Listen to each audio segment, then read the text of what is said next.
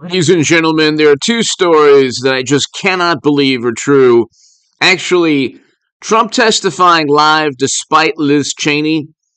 So Liz Cheney um, will not allow Trump to testify live on national television, and Donald Trump says, no problem. If you want me to testify, we'll do it live. We'll do it live. Of course, Cheney does not want that, even though he's accused of overturning or trying to undermine or destroy democracy. So, after a whole year of a congressional committee, Donald Trump is willing to testify on television, turn the tables on them, and give his side of the story. They don't want that. They want a closed door testimony. They do not want to look like the fools that they are. They don't want him to testify live because he would make them look foolish. But we'll get to that in a second. Hit subscribe to this channel, ladies and gentlemen. We had an amazing live stream earlier today. It's already, 25,000, 26,000 views. Definitely watch that. Hit subscribe here to my super chat. I can't do this without you, ladies and gentlemen. So if you want to talk about any topic, especially the diesel shortage that we face, I've been talking about diesel for a long time, ladies and gentlemen.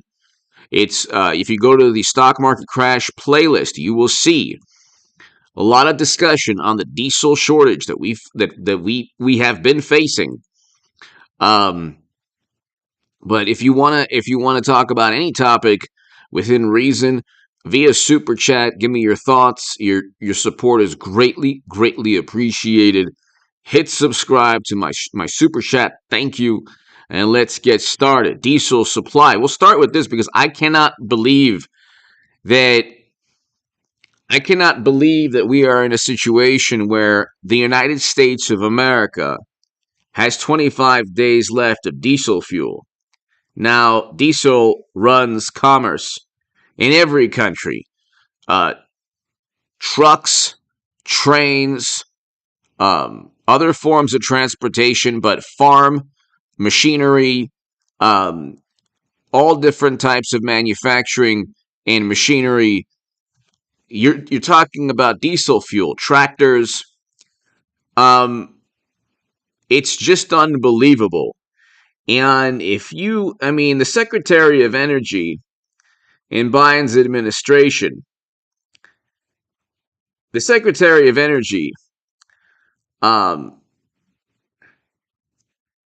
Granholm, it's unbelievable that the Secretary of Energy isn't testifying before Congress now. I mean, it's just unbelievable. But here, diesel supply of just 25 days poses problem for Biden. It poses an existential issue to the United States economy. I don't understand why people aren't worried. I mean, am I reading this correctly? Because there are other articles too. There are only 25 days of supply of diesel. So this is one article and one publication report. So that was Bloomberg. Here's the drive. Diesel shortage leaves U.S. With 25 days supply. Now, I don't understand why. I mean, I don't get how the market isn't completely crashing tomorrow because of this. I don't understand. With demand for diesel fuel at its highest point in over a decade, the Biden administration says the nationwide supply is unacceptably low. Well, it's kind of hilarious the way it's almost like, I don't know if they realize that they are in power right now. So I don't understand how they can say, well, it's unacceptably low. They're the ones presiding over this. Okay? So you have 25 days of diesel fuel in the United States of America, the world's #1 economy. Does that make any sense to you? It's almost unbelievable. It's almost unbelievable. The sheer,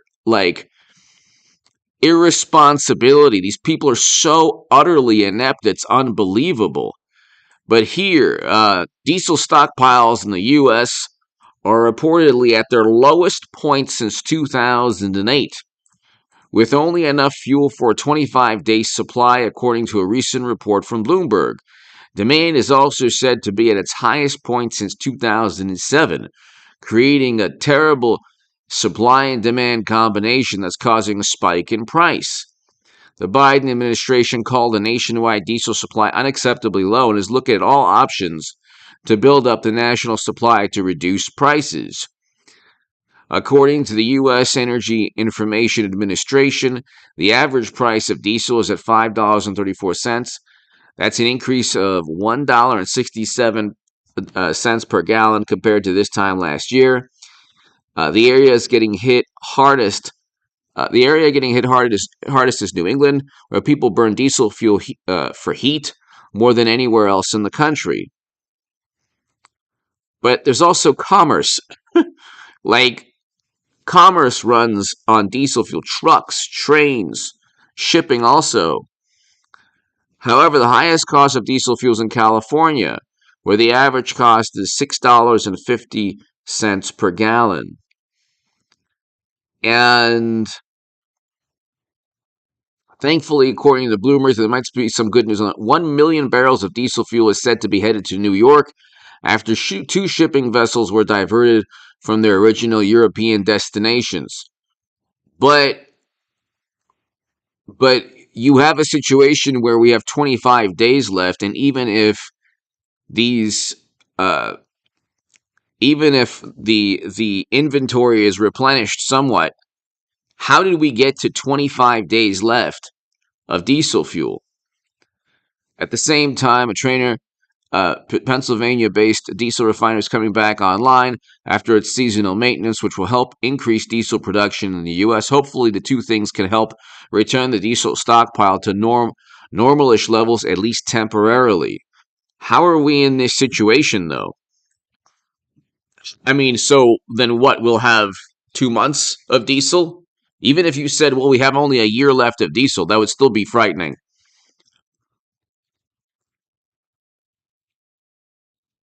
I mean, the Biden administration is completely and utterly inept.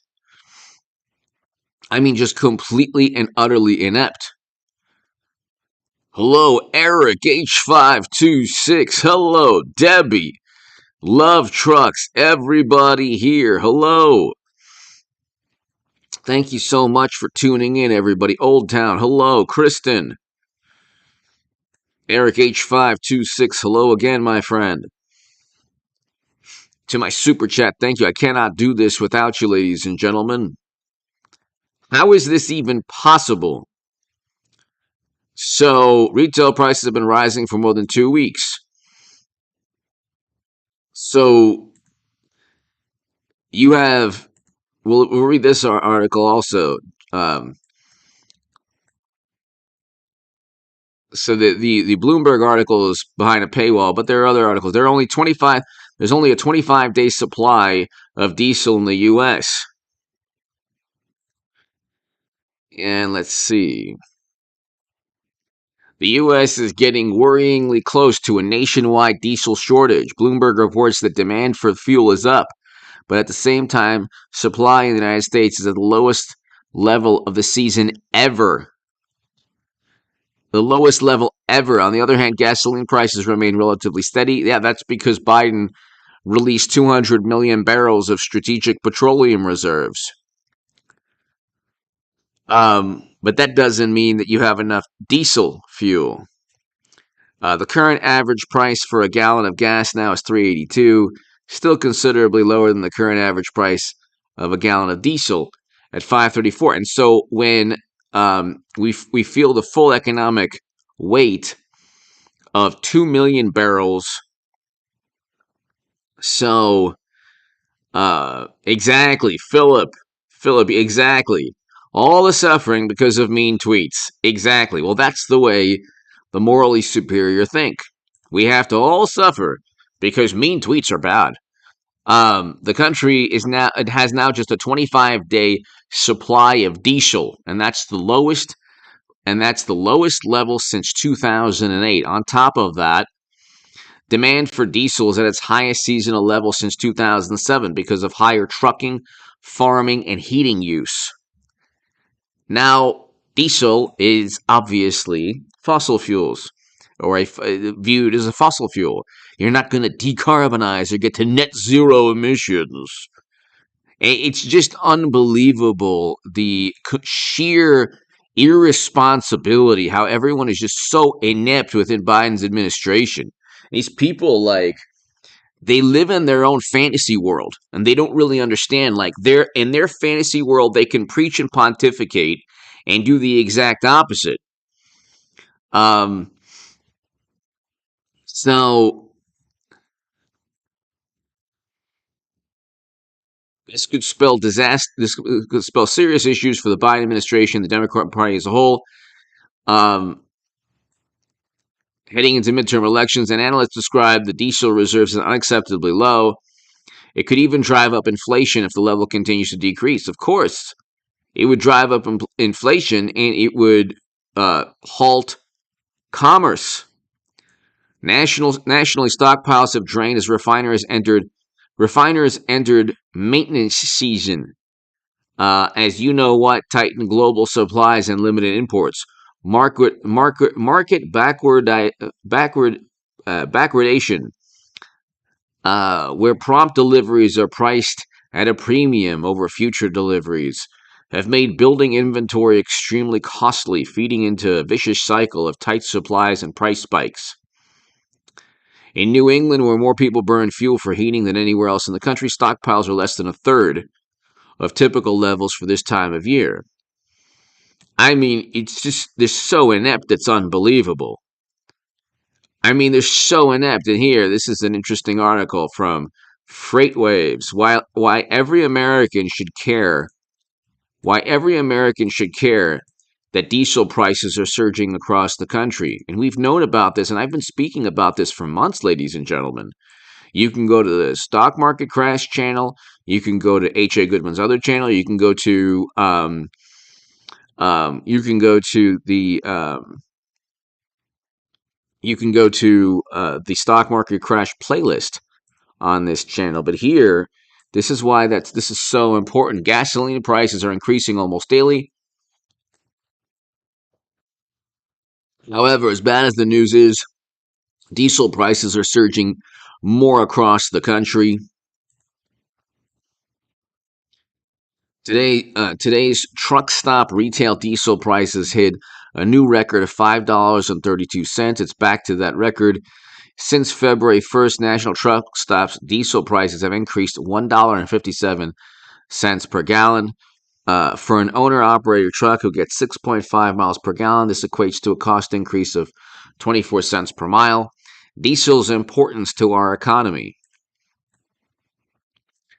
To many Americans, including politicians, diesel prices are so removed from their version of reality that they often dismiss the importance of diesel to the U.S. and global economies. However, diesel is the fuel that drives the economy and leaves major industries vulnerable to cost shocks. Without diesel fuel, the U.S. economy would collapse in a matter of days. Our supply chains would completely shrivel almost overnight. Trucks use it to haul our goods across the country. Okay? Of all Class A trucks, the big ones, 97% use diesel. No, Elon Musk isn't going to save us here. When Tesla announced the Semi in 2017, Musk projected that over 100,000 will be produced by 2022. Today, there are less than 20, mostly prototypes. And I'm not sure you want that many batteries. I'm not sure you want that many batteries. It doesn't sound safe to me. I don't know if you want to be in a electric car vehicle semi truck when it's raining or somewhat flooding. Could you imagine? Could you imagine it would be like a gigantic birthday candle, or like the fireworks, God forbid, would not be good. But here, trains also depend on diesel to transport products across the country. Almost every train in the country depends on diesel for energy. Even a large portion of our electricity is directly powered by diesel. Okay, we've all heard of diesel generators. Over 1/5 of our electricity in the United States comes from coal. Diesel-powered trains transport coal to the power plants across the nation.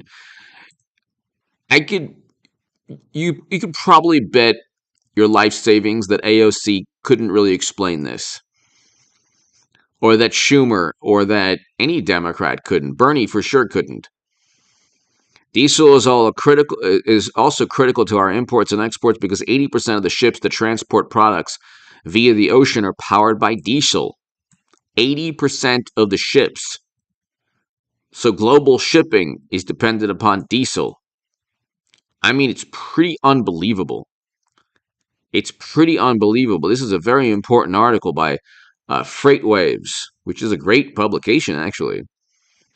A world without diesel would mean that our grocery stores and restaurants would run out of food, retail store shelves would be empty, and hospitals would run out of medical supplies. But that's just scratching the surface. Diesel is important to agriculture. Farmers use diesel to power most of their machinery. According to the Diesel Technology Forum, diesel is critical to the farming industry.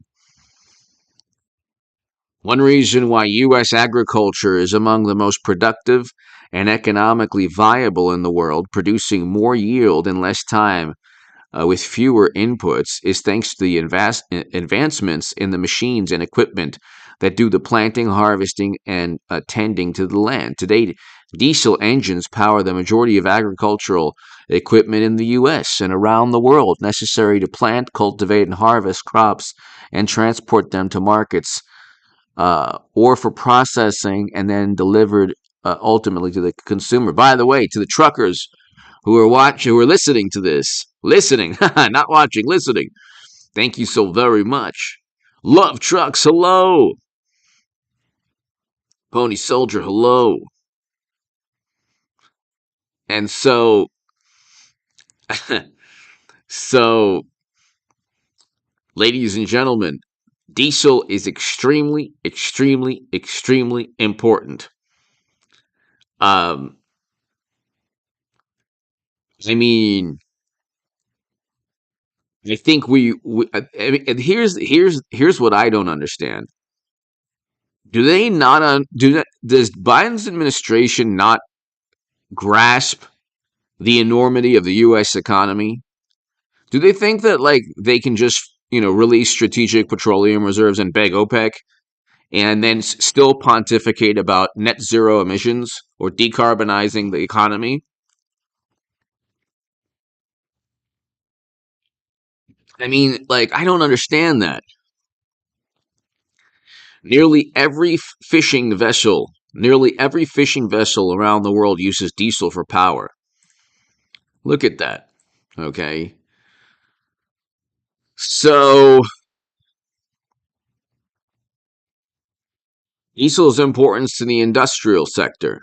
Roughly 850,000 diesel-powered vehicles nationwide are used in bringing supplies, materials, and workers to and from U.S. construction sites. Earth movers, bulldozers, bucket loaders, cranes, pavers, excavators, and motor graders are all essential to building and expanding our economic infrastructure. For most of these machines, there is simply no substitute for diesel power.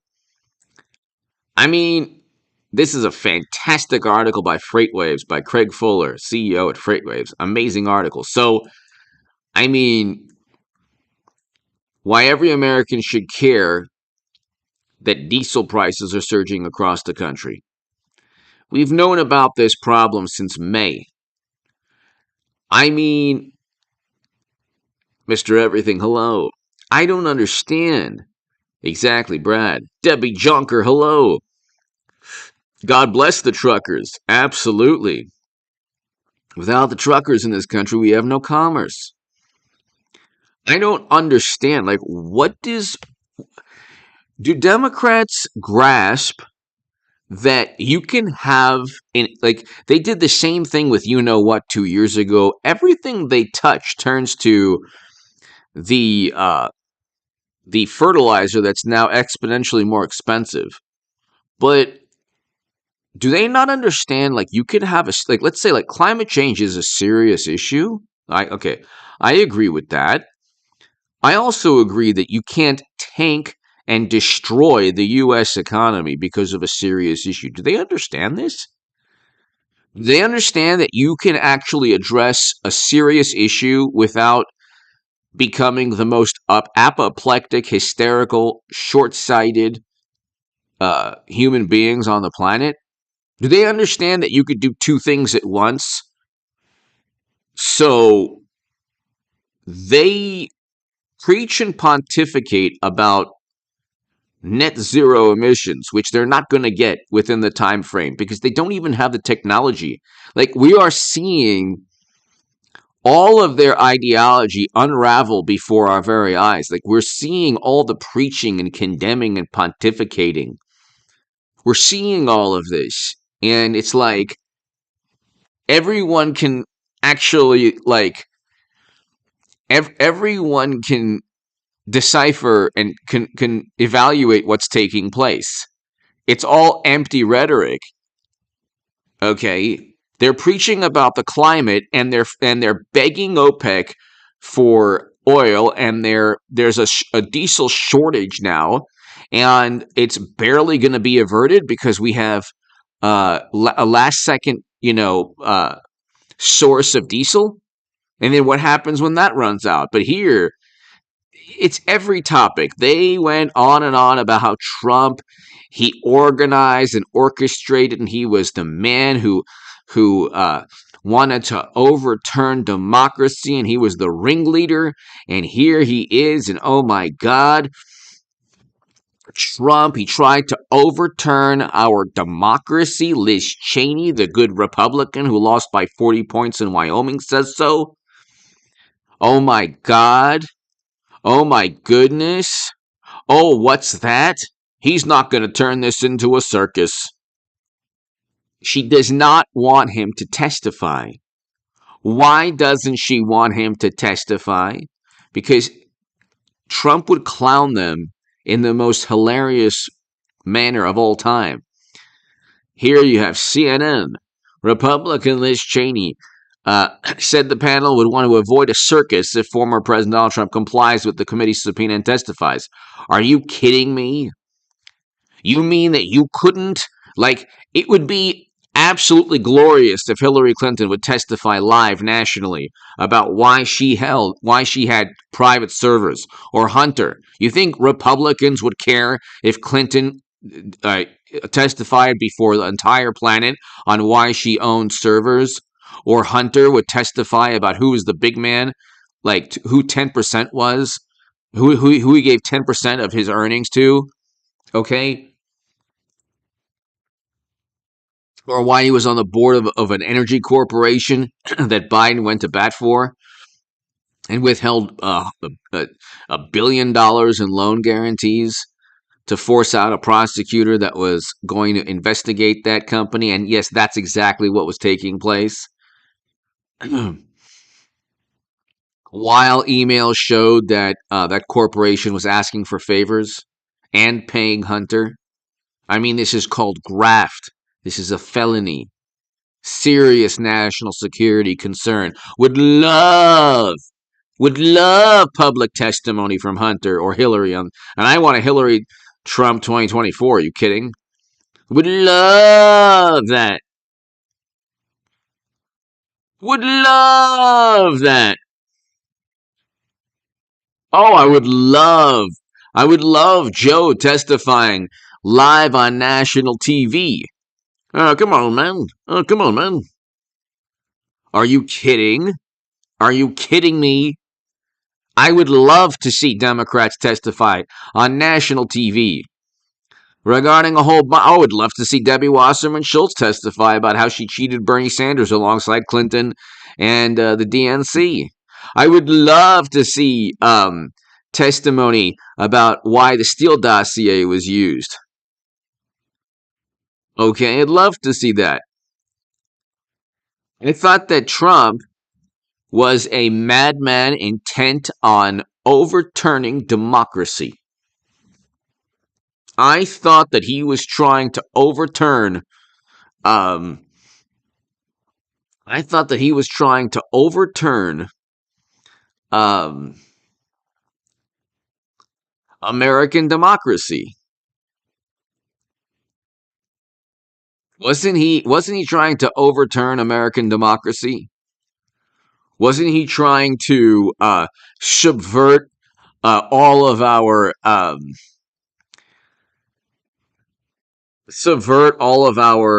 values and this and that and all? They don't want him to testify because he would not only clown them, but he would give the country a completely different viewpoint. Okay? He would give the country a completely different viewpoint. His a vantage point that they weren't given with the two Republicans. Right.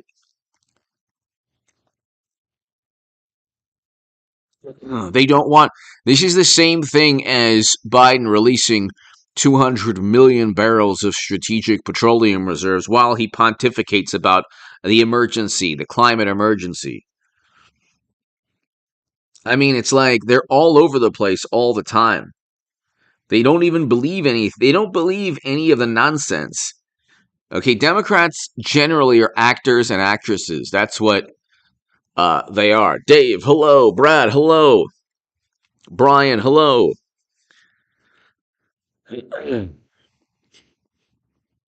Wojo, hello. Creamy Rican, hello. The whole thing has been a complete farce to begin with. So, I mean, all of these people, they just need they need the theater. It was a theatrical performance, okay? But you would think that Trump would be the ultimate, like the crescendo, the climax. Oh my goodness, you said that word. Um, you would think that Trump would be the ultimate, you know, the last piece needed to kind of show the country. So they don't mind prime time for Liz Cheney and all the witnesses and all everyone, talking about how horrible it was, which it was horrible. But so was every single day that summer. And I agree with why people demonstrated, but I don't agree with $1 to $2 billion in property damage. Okay, 19 lives lost. I don't agree with that. And so, um, it was a terrible day. But again, it's like you're going to spend a year live television, but not live television for Trump. So Liz Cheney wanted to be live on TV. Kinzinger wanted to be live on TV. Okay? They had no problem. They had no problem being live on television when it suited them. Okay? When it suited them, they had no problem being live on television and preaching and pontificating. These people are actors. Okay? They are truly just actors and actresses. Okay? You're talking about politicians now who have essentially become actors and actresses. The problem, however, is that you have Trump, who's not an actor. Trump is not an actor. Okay? Trump is actually, like Democrats say he's dishonest, he's the most honest. Trump is the most honest politician we've ever had. That's in many ways his problem. Americans are used to liars. And the Washington Post, for example, is used to the Democratic Party and their lies. And so when you have an endless stream of statements that are false and lies and deceit, Well, they don't want to talk about that, but they will slice and dice every statement from Trump. Oh my God. Oh my God. They will slice and dice every statement. And they will, like, even a truthful statement will be a lie. Um, because, there's a running tally they have, which, by the way, like, about a third of the running tally was pretty much, like, actually truthful. It was like actually truthful. And so, actually more than that. And so they don't want Trump to testify, okay? Because what happens when Trump testifies is suddenly all the preaching and the sermons and the pontificating and the condemnation and the judgment, it all goes out the window. Suddenly, the average American says, "Hey, wait a second. Yeah, it was a bad day, but it wasn't Trump's fault." And if you don't like him, if you think that he committed crimes, then indict him. Otherwise, stop talking about it. Because there's a diesel shortage. We have 25 days left of diesel fuel. Could you imagine in your life food shortages in the United States of America? Could you imagine this?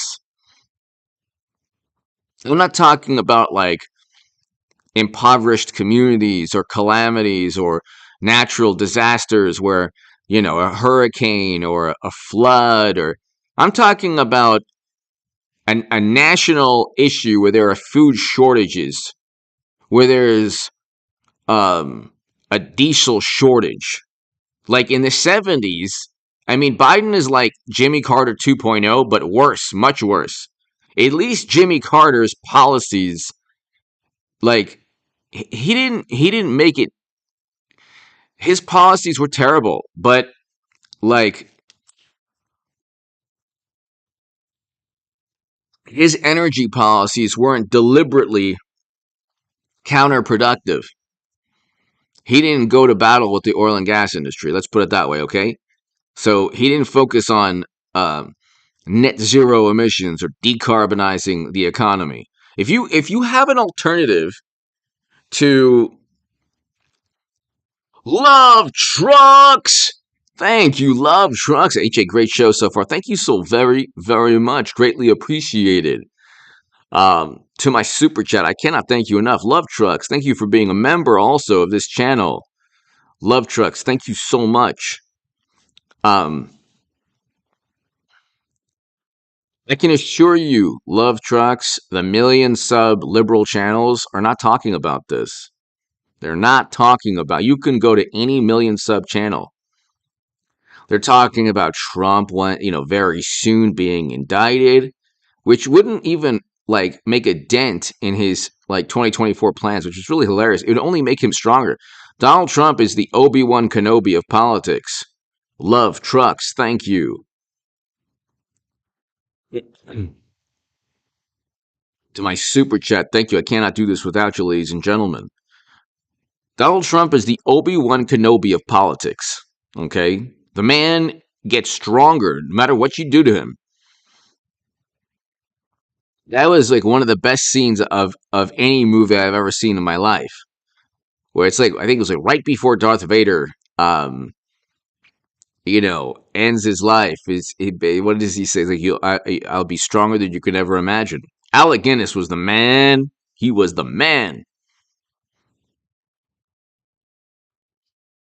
But I mean, I couldn't imagine any other actor being Obi-Wan Kenobi. But it's love trucks. Thank you again. To my super chat, thank you so much. I mean, could you imagine, like, in like, I was watching Tim Pool the other day, and he said something very interesting, and it is true. Politics has become pop culture, and that's very. It's a very sad state of affairs because you used to be able to live life, enjoy music and late night TV and movies and dinners and Thanksgiving and love trucks, thank you again, and Christmas. And, politics was in a compartment, like it was in a drawer. Like it was like one element of American life. And if you wanted to just like, it had nothing to do with uh, Rolling Stone magazine, really, or Esquire, or Vanity Fair, or late night talk shows, or uh, Hollywood. You know, life was better when you weren't inundated with politics. Life was better in a way, and actually, like you didn't like politics didn't rear its ugly head everywhere. I could never imagine losing friends because of politics 10 years ago. I would always I would like it was always said it was always said that you don't talk about politics, religion, and money. That was like a standard, or like something that everyone adhered to. In my super chat, thank you so much again. Love trucks, thank you. Now politics has become a religion, and whereas you don't talk about religion or money generally, for some reason politics is now omnipresent. Steppenwolf, hello. It's ubiquitous, exactly, Larry. It's ubiquitous. And it's here's the thing that morally superior liberal Democrats don't understand, okay? There This is what I would like every Democrat to learn and to realize and to be aware of. Your indignation, the emotions elicited from an opposing Republican or conservative viewpoint, doesn't make your vantage point any better. So the apoplectic and hysterical reaction to hearing the phrase Trump 2024, or Trump is a great president, or was a great president, or we had record low unemployment, record highs in household median income, record low poverty under Trump, a great foreign policy under Trump. Like when Democrats hear this, a lot of wonderful, morally superior, highly educated liberal Democrats, they start like, it's almost like this, like convulsing, or like this, like they start like shaking, or it's like a visceral reaction they can't control. They get a very negative Pavlovian response to hearing anything about Trump. And what it comes down to is ego, really. They know that they did better financially under Trump. They know that. Everyone did. There's not a Democrat in this country that doesn't realize that Trump was better financially, better in terms of the economy. But the wealthier you are as a liberal Democrat, that's why Hollywood despises Trump. The more you despise Trump because the wonderful privilege you have. You're wealthy. So, you're wealthy. What's it to you? You can afford to have utter contempt for Trump and think that he's this like authoritarian. They use a word that starts with F. It's kind of hilarious. I'm not going to use it because of the algorithm. But they must know nothing about history. Trump, like an actual tyrant, is not besieged and like tormented by media and intel agencies. A tyrant utilizes media, like the Democratic Party, and silences dissent, and creates a fabricated consensus through coercion and intimidation, which is what Democrats do all the time.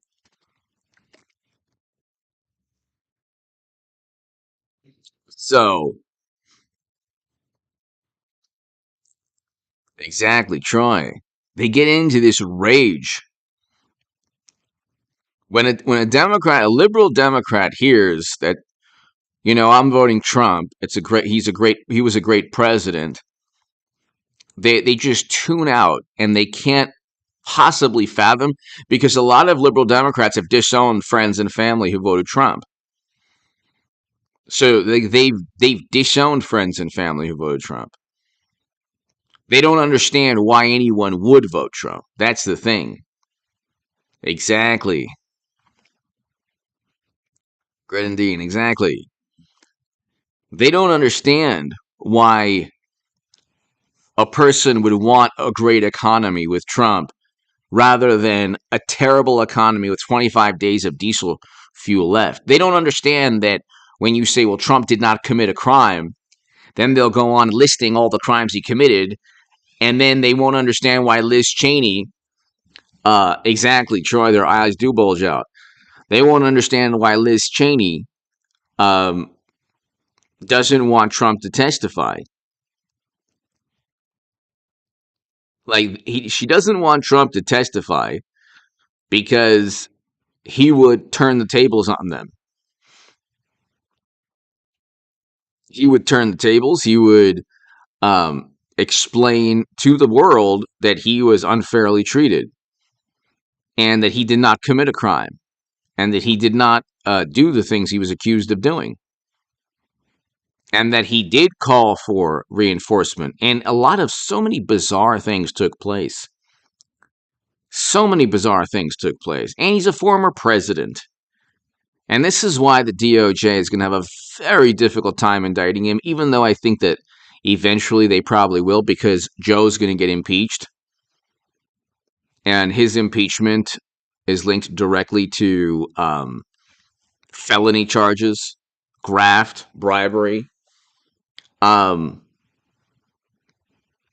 But he's a former president. He understands how things work, how the intelligence agencies work, how Congress works, better than most people in Congress. He was privy to the highest level secrets. Okay. Now, writers at the Atlantic or the Washington Post or the New Yorker or the New York Times, they can't admit that Daryl, home heating fuel is there's a shortage also for that. There's actually a shortage for a lot of these fuels. It's unbelievable. Tammy, hello. Joey, hello. Dale, hello.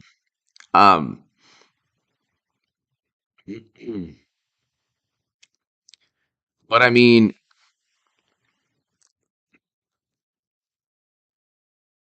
it's like there's no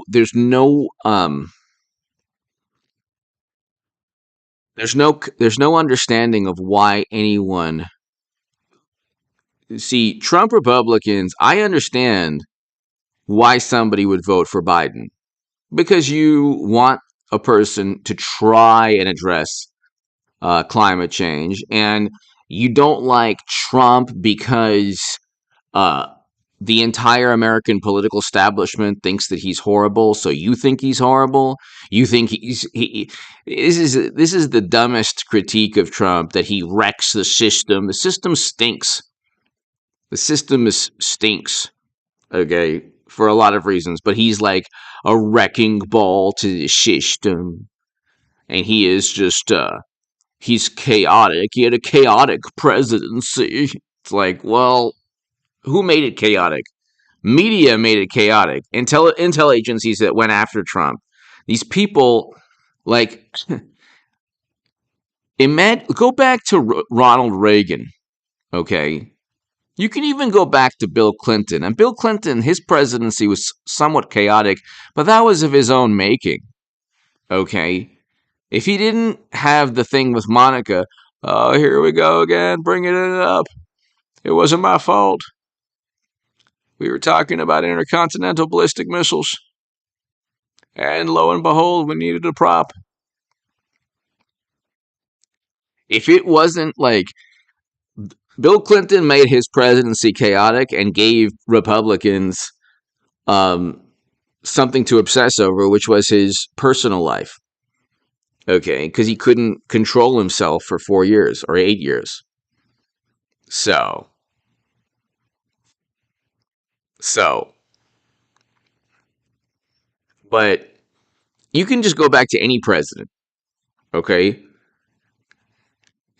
the the publications didn't really have a like. You could tell that they were going to bat for Bill Clinton, but at the end of the day, they Ken Starr was um I mean, they covered that special counsel like, they were into it. They didn't um Ken Starr was, I wouldn't say a hero or anything, but he was respected among journalists. If the rever- if all of that happened now, and there was, I mean, you saw what happened with Durham, but Ken Starr would be vilified. He would be demonized.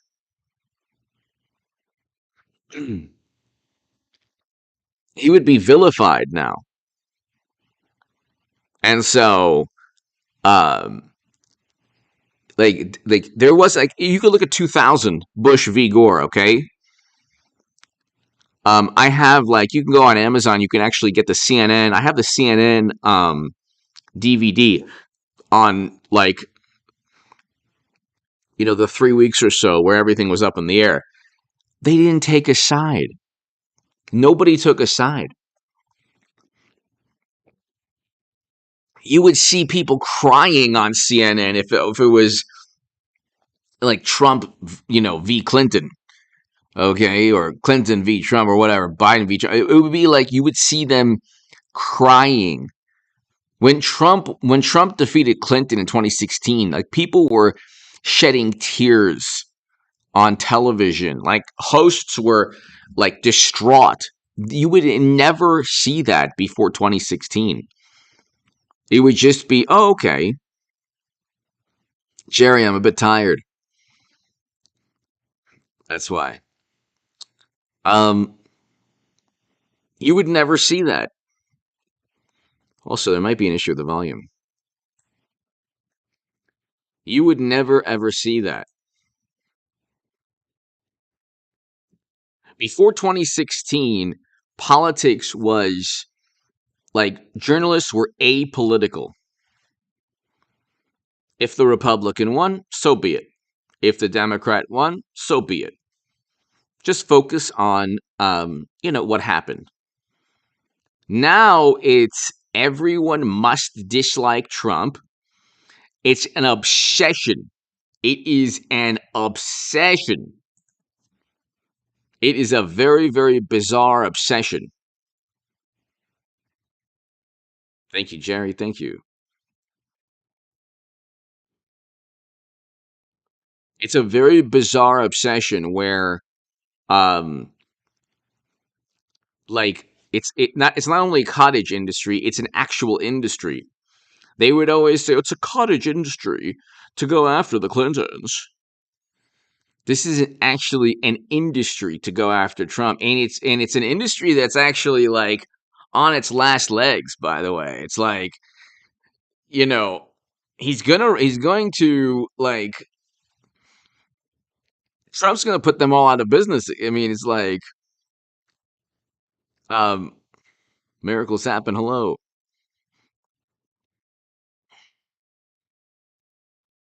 It's like, how much can you obsess over one man who didn't commit a crime? I mean, the problem is you have very smart people who do not trust. Um, you have very smart people who do not trust and who are suspicious of Trump, but they lack wisdom. So the entire American political establishment is after Trump, um, but they all lack wisdom.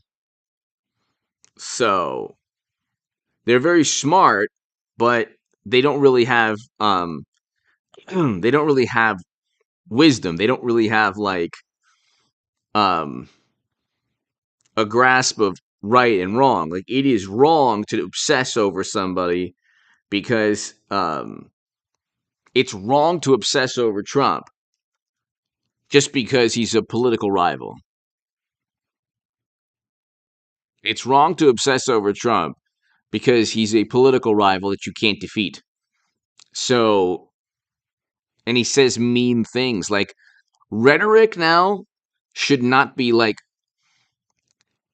I actually look, I think that I think that Kanye West, what he said pertaining to people of my faith, I think that was actually very harmful. I think it was very bad for a number of reasons that I can go into. But I don't judge. I'm not going to judge him as a human being because of that one statement. Because I actually don't think that he. I don't think he meant truly what the statement entails. I think that he was just trying to lash out at adversaries within his life, and that's how he lashed out. And but I mean, it is harmful in many many ways.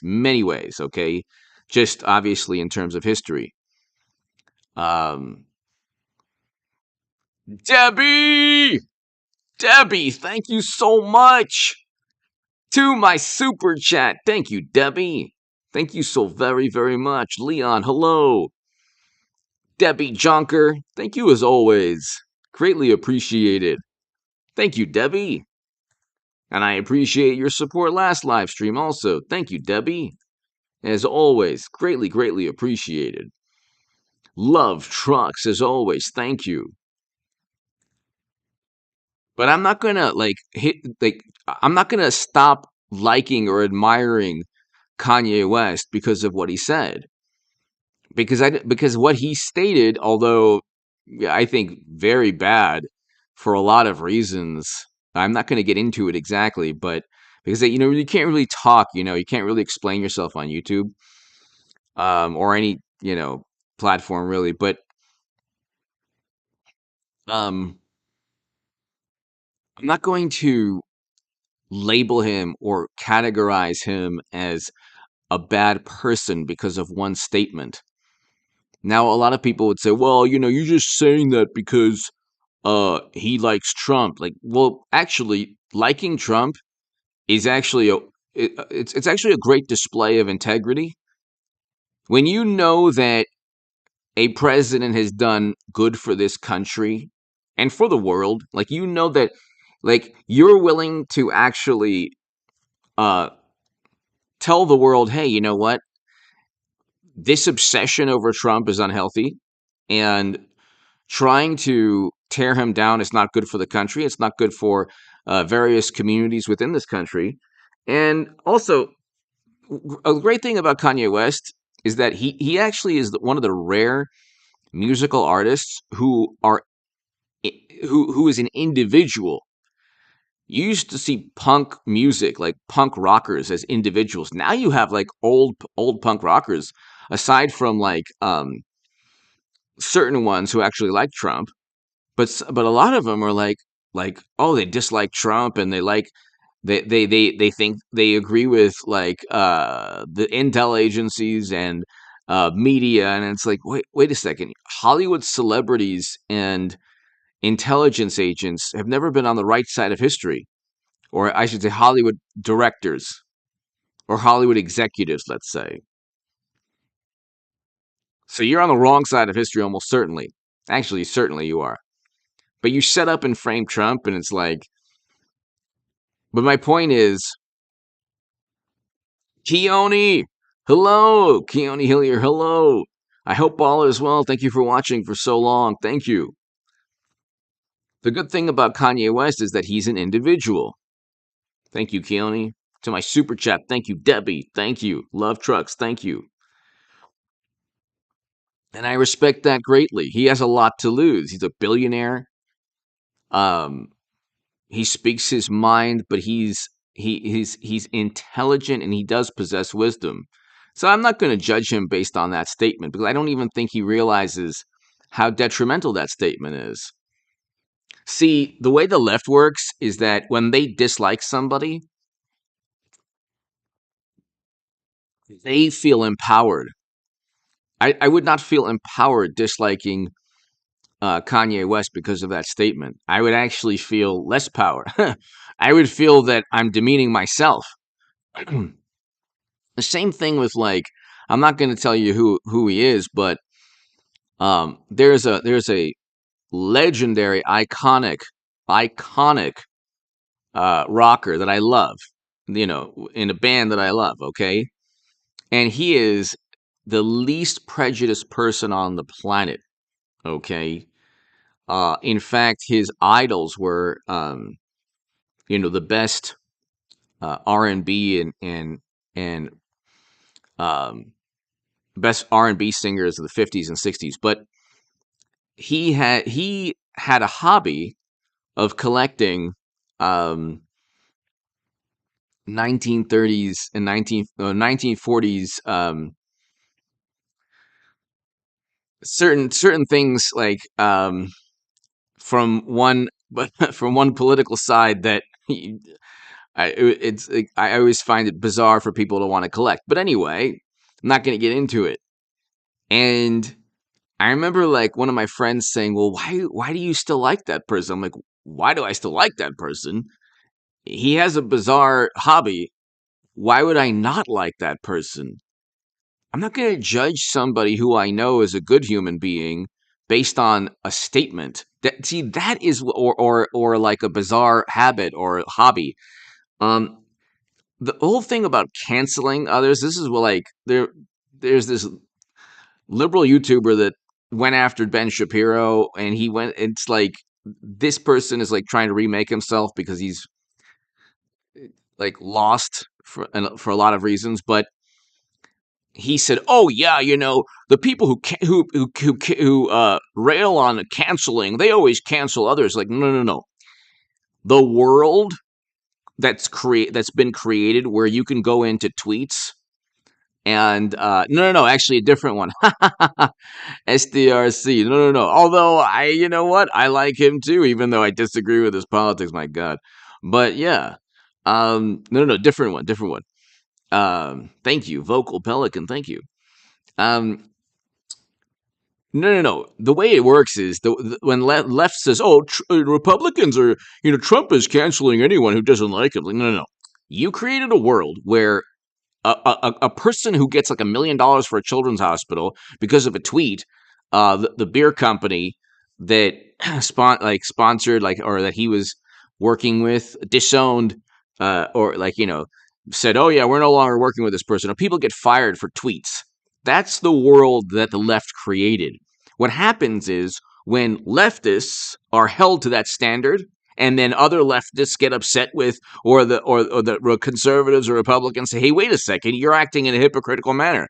You said something horrible, and according to your protocol, your guidelines, your standard of civility, you should face repercussions. You should be suspended." Well, that's the world you created. That's the world the left created. I don't care what people say. I mean, if I have to correct the record, you know, if I have to like defend myself, yes. But it's like I'm not gonna like if you care about free speech like most conservatives do, or like uh, Kanye West does, or like I do, or like Trump does, or like you do. You're not gonna judge somebody by a word. I remember like this was like when Rush Limbaugh passed away.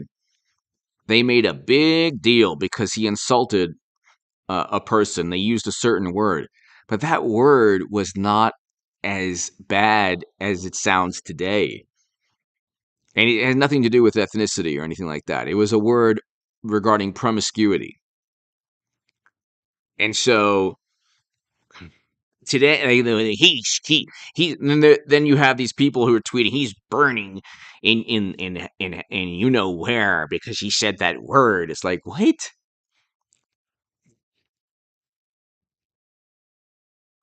It's like, no, that wouldn't send you to that place. Saying that saying a mean thing doesn't like make you a horrible person. That's another thing. It's like the way the left works is that they don't have a concept of God, so the judgment is right here, right now, and they actually use it to um, make themselves feel better. See, the judgment and condemnation from the left is actually because, like Kanye West says, it's true that they're godless. They have no concept of God. So it's like most of the left, not all the left. I'm not saying like the eight, like Christopher Hitchens. I love Christopher Hitchens. Robert John. I'm late watching the Astros win, going to the World Series. Nice, nice, Robert. Awesome, nice. Congrats. um, Christopher Hitchens, like one of my literary heroes. Like he's fantastic. He was an anti-theist. I'm talking about I'm talking about atheists who use politics as their religion. Okay, that's what I'm talking about. Atheists who have a religion. How is that possible? How is it possible for an atheist to have a religion? Well, if you are an atheist and politics is your religion, you would be better served just having an actual religion. Okay, you shouldn't worship the Democratic Party. Okay, you shouldn't have like a golden statue of the golden moo. Oh, we will love you. Oh, or like Debbie, thank you. Like you're, you know, when they condemn and judge, and they do so because they want to feel good about themselves and feel superior over others, and they enjoy tearing people down. The left really enjoys tearing people down. It used to be like conservatives used to be like that 20 years ago in many ways, but not even to the extent of today's left. It's pretty unbelievable, and I think it's when you have so many atheists who've replaced religion with politics, and they worship consensus and groupthink.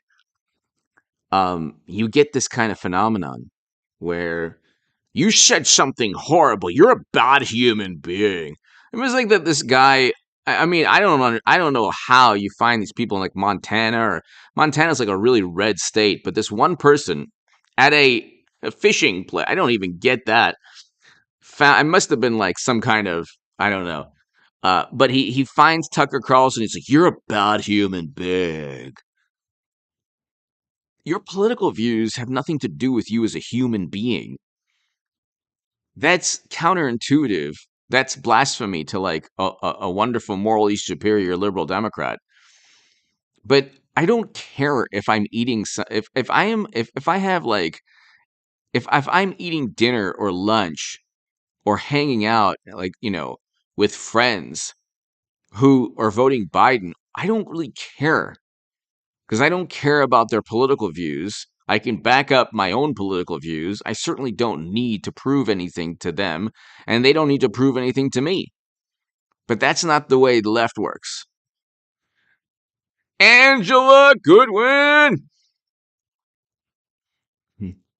Gnome, Shell, Coco, Inferno, Purgatorium. Choose for you know what. They don't sound fun. They don't sound like fun places.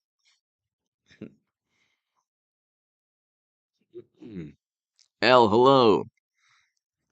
Thank you, Angela. Thank you, Angela. Thank you so very, very much.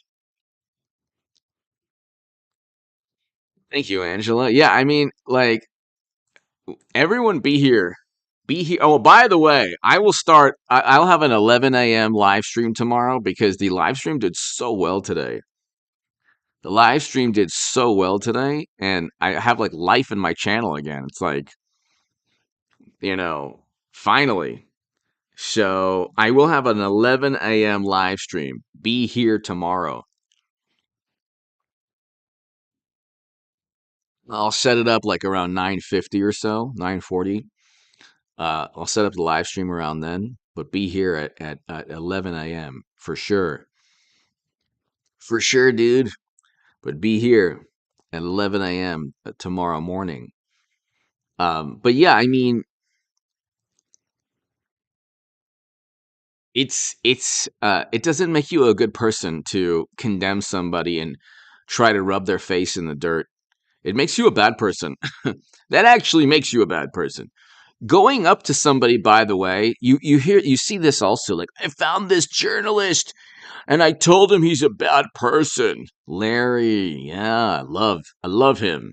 That's kind of like what I love him though. I love him. Um, but like going up to somebody, a stranger, and saying you're a bad person because I saw you on TV and you said something I didn't like. That that's a bad person. This condemnation and judgment, there are very few people that have the moral credentials to judge and condemn. Very few people. Kevin! Thank you, Kevin. Thank you for your support. Joel Valdez! Um, Dale, hello. Kevin, thank you again. Anthony! Thank you, Anthony. Greatly, greatly appreciated.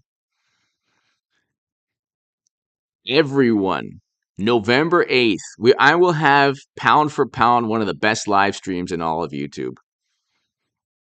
Pound for pound, one of the best live streams. Thank you, Robert. Thank you, Anthony. Kevin, thank you as always. Thank you, greatly appreciated, Kevin. Thank you, Debbie. Thank you so much. Love Trunks. Angela. Joel Valdez, as always. Thank you. Ladies and gentlemen, thank you so very much. I'm out of here. Be here tomorrow at 11 a.m., people. Thank you so very much. Joel Valdez! I want to thank you so very much, Joel. You're awesome. Uh, Vocal Pelican, thank you. Joel Valdez, thank you so very much. I will see you all tomorrow. Be here at 11 a.m. Kessler, thank you. Be here at 11 a.m. tomorrow. Thanks, everybody. God bless. Have a great evening.